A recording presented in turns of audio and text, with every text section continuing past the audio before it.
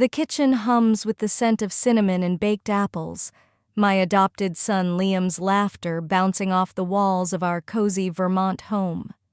I switch off the oven timer, a smile tugging at my lips, as I think of our cherished Sunday ritual, a sacred tradition that's bound us together. Since the day I took Liam in, I've held him close, his heart beating against mine like a promise.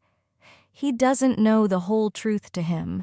I'm just mom, and that's always been enough. My gaze drifts to the frost-kissed garden outside, glowing under the faint December sun. I see my father's small hand in mine from years ago, a memory sharp yet distant like a photograph tucked in a forgotten album. Liam's 21 now, tall, broad-shouldered with a laugh that's easy but a strength that's quiet.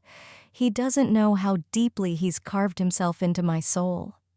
When Liam steps through the door, his hair-mussed sweater slightly askew the oven timer chimes. "Mom smells amazing," he says, leaning against the frame. "Only 'cause you're starving," I tease, pulling the apple pie from the oven. His grin lights up the room, a sound that wraps around me like a warm blanket. Those moments matter. They remind me how Liam filled the void left when Michael, my husband, walked out after the doctors confirmed what I'd feared: I couldn't have children. My world shattered when he left, his footsteps echoing in the empty house. But where Michael saw an end, I saw a beginning. Liam mended my broken heart. His phone buzzes as we eat, but he ignores it, eyes only for me. "Plans today?" I ask. "Just some project," he says, ruffling his hair. "Maybe a run later." "You?" I shrug. "Might tackle the attic. Need help." He offers, but I turn away. The attic's mine, a dusty shrine of secrets I'm not ready to share. I'm terrified the truth will unravel the life we've built. I love Liam as my son, but the thought of him knowing the truth haunts me. Would he feel betrayed? That afternoon, I climb the creaking attic stairs. The air is thick with dust and memory as I pull the chain, the bulb casting a cold glow. Digging through boxes of photos, baby clothes, and adoption papers, the scent of old paper and wood fills the space. I find a picture of Liam as a toddler, his big blue eyes staring up. My chest tightens, remembering the first time I saw him swaddled in a blanket at the adoption agency, his tiny fingers curling around mine. The social worker warned he might be difficult, born premature to a young mother with no money, no plans to return. But to me, Liam was perfect. His voice startles me, nearly dropping the photo. Mom, Liam stands at the door, brow furrowed. "What are you doing up here?" I set the picture down, just sifting through old stuff. He steps closer, curiosity in his eyes. "Can I help?" My voice sharpens. "No, it's boring. You'd hate it." But he doesn't move, eyes locked on the box. "What's in there?" As he reaches for it, my heart races. "Liam, please." His face clouds with worry. "What's wrong?" I open my mouth, but words fail. How do I explain the weight of my silence? How do I tell the truth without breaking us both? I force a weak smile. "Just old papers, memories I haven't touched in years." He nods, but there's a flicker of doubt in his eyes as he leaves. That night, I stand at his bedroom door, watching him study, guilt clawing at me. I know I should tell him, but fear chokes me. I set his baby photo by my bedside, the edges worn from years of quiet longing. Michael's silent departure, the adoption struggles, Liam's first steps, they flood my mind. I promised to love him no matter what, and I've kept that secret close. Liam's my son. Someday I'll tell him everything. Until then, I cling to the bond we've built, stronger than blood forged in love and trust. Winter's short days melt into long, quiet nights. Our home hums with a new rhythm, movies, new recipes, shared laughter warming the space between us. But the way I see him now is dangerous, forbidden.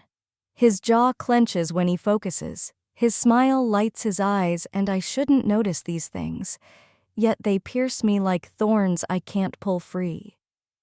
One night, Liam calls from the living room. Movie night, I grab a blanket. Only if I pick. He groans. Fine, but if it's another snooze fest, I'm making popcorn to stay awake. I laugh, sinking onto the couch beside him. You need better taste. Not everything needs explosions to matter. His grin sparks something reckless in me. The screen's soft glow bathes his face, and when his arm rests on the couch behind me, my heart skips. It's a casual touch, but when his hand brushes my shoulder, a warmth lingers, stirring thoughts I shouldn't entertain. I shift, adjusting the blanket, and catch him watching me, his expression unreadable. You okay, Mom? His voice trembles. I nod too quickly. Fine, just tired. The air crackles with unspoken tension. I fake a yawn as the credits roll. Bedtime, I say, folding the blanket. Don't stay up too late. Good night, Mom, he replies, his gaze lingering too long. Next morning, Liam surprises me by helping clean the garage. Saturday chores with him feel like a gift, turning mundane tasks into joy. He holds up a faded photo of me. Look at you, Mom. You were cute. I roll my eyes, snatching it. Thanks, I guess. He leans on the workbench, grinning. Hard to imagine you my age. Feels like you've always been you. The truth burns in my throat, but I can't ruin this moment. I smile. I wasn't born middle-aged. Believe it or not, I had wild days. He laughs. No way. Spill. I dodge, grinning. Keep it secret, okay? He must sense there's more, but he lets it go. By evening, the garage is tidier, and we celebrate with takeout by the fireplace. His phone buzzes, but he silences it. Who's that? I ask lightly. He shrugs. Just a friend. His cheeks flush. Girlfriend, I tease. He shakes his head fast. Nah, dating's not my thing. Too complicated. Relief hits me hard, a guilty pang twisting my gut. He meets my eyes. Some people are worth it, though. The room shrinks, the air heavy with words we don't say. I look away, sipping water. Make sure they're good to you. He smirks. Or him. I raise a brow, hiding my amusement. The tension breaks, but the moment lingers a shadow in my thoughts. That night, I wander the empty house, moonlight casting soft shadows. Liam's door is open, his sleeping face calm under the dim light. My chest aches, a storm of emotions I can't name. He's my son in every way, but something shifted, and my heart betrays me with feelings it shouldn't. I retreat to my room, hand on my chest. This is wrong. Loving him like this is wrong. I've cared for him for years, but somewhere the line's blurred and I don't know how to fix it. Morning finds me clutching coffee, staring out the kitchen window. You okay? Liam asks, concern in his voice. I fake a smile. Just thinking, he presses, about what I hesitate. You're all grown up, Liam. Feels like yesterday I was teaching you to tie your shoes. His face softens, his words cutting deep. Mom, I wouldn't be me without you. My eyes sting his love, both a balm and a blade. As winter fades to spring, our laughter fills the house, but our bond shifts in ways I didn't expect. Liam seeks me out more, not just for small talk, but for comfort, companionship. His lingering looks at dinner, his hand brushing mine in the kitchen, they thrill and terrify me. One quiet evening, we sit close on the couch, his arm touching mine. His warmth seeps into me, my pulse racing. Mom, you okay? His voice shakes. I nod too fast. Why wouldn't I be? He frowns. You seem off lately. His eyes hold worry and something I can't name. I force a smile. I'm fine, Liam. He hesitates, then touches my hand. The gesture shocks me, safe and terrifying at once.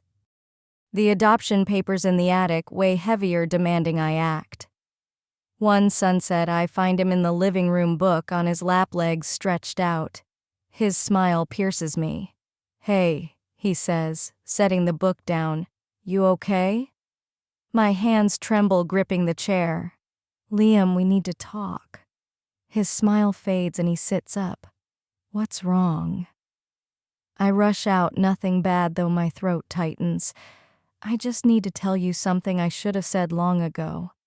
He leans forward, focused. "What is it?" I take a deep breath, the words heavy. "You were adopted." Silence cuts like a knife. His face freezes, then his eyes widen, mouth parting. "Adopted," he whispers. I nod, tears falling. "Liam, you've always been my son. From the moment I held you. But I didn't give birth to you." He stares, shocked. "Why didn't you tell me?" My voice shakes. "I was scared you'd think you weren't enough.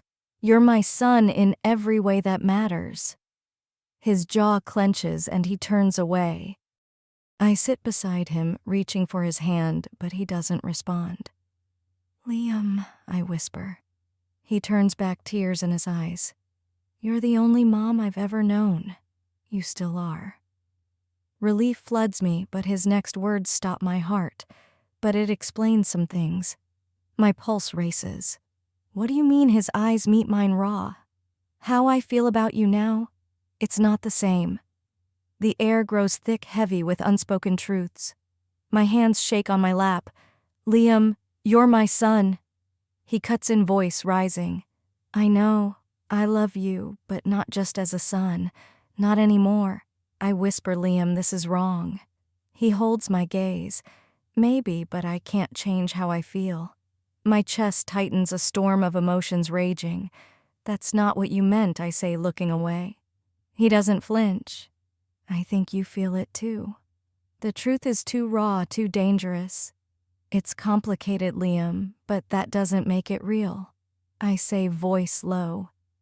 "Mom, I'll never feel this way about anyone else." His words shatter me, tears streaming down. "Liam, I love you more than you know." He touches my hand, gentle but firm. "We'll figure this out together." I shake my head, tears falling. "You're my son," I repeat, as if it could erase the feelings. "And you're everything to me," he whispers. We sit in silence, the future uncertain, the love and longing between us undeniable. For the first time, I wonder if love, no matter how forbidden, could ever be enough. Days blur into a fragile perfection. Liam's behavior shifts subtly but undeniably. His lingering after breakfast, his fingers brushing mine as he reaches for a plate. His gaze holding mine too long, they mean more now. He compliments me more, his voice carrying a depth that flushes my cheeks. One morning, I'm sipping coffee by the window when he steps behind me, his warmth filling the space. "Morning, Mom," he says softly, his voice tender in a way I've never heard. "Morning," I reply, voice faint. "You know," he starts, "you look beautiful in this light." His words wrap around me like an embrace. I freeze, heart pounding. Turning to face him, I search for humor, but his eyes are steady, serious. "Liam." I start, but his warm smile stops me. "I mean it, Mom. You're beautiful." His words haunt me long after his morning run.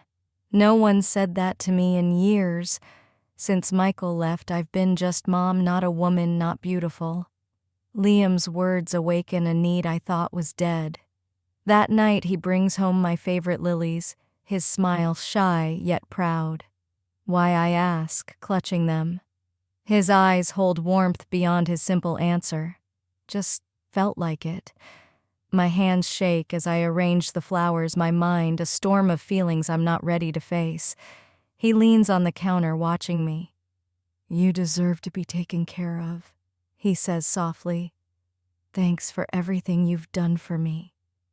His words are honey warm and sweet, and tears prick my eyes. "Thank you," I whisper, avoiding his gaze. I step closer, telling myself it's wrong, but the pull is undeniable. Liam's care grows bolder. He fixes the squeaky garage door, cleans the gutters, carries groceries, things I used to do alone. His touches linger, a kiss on my cheek in the kitchen, a tight hug, his hand on mine as we sit together. They feel safe, warm, and utterly wrong. One spring afternoon, he's reading on the porch, sunlight warming the air. I bring out tea, sitting close, our shoulders brushing. "Good book?" I ask. He smiles. "Just an old favorite." "You remember." "I remember everything about you," I say, the words heavy. His gaze locks on mine and my heart races. He takes my hand gently. "You don't need to say anything. I just want you to know I love you." His kiss on my knuckles sends a shiver through me. I pull back, setting the cup down. The shift in our bond is too clear to ignore, too dangerous to embrace. One evening, as I cook dinner, Liam stands behind me, hands on my shoulders, soothing my tension.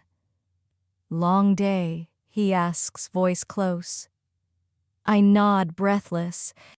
"You work too hard," he murmurs, his fingers moving in slow circles. "Let me take care of you for a change." His touch ignites me, and I close my eyes, torn between comfort and guilt. "You don't have to," I say. "I want to," he replies. "You've given me everything: love, a home, a life. It's my turn." His hands rest on my arms, his gaze piercing. "You're my world, Mom. I'd do anything to make you happy." Tears spill as I touch his forehead, lingering too long. "You already do," I whisper. He leans in, kissing my cheek, his lips lingering. As he pulls back, his eyes search mine. I don't know what to say, only that Liam isn't just my son anymore. He's everything.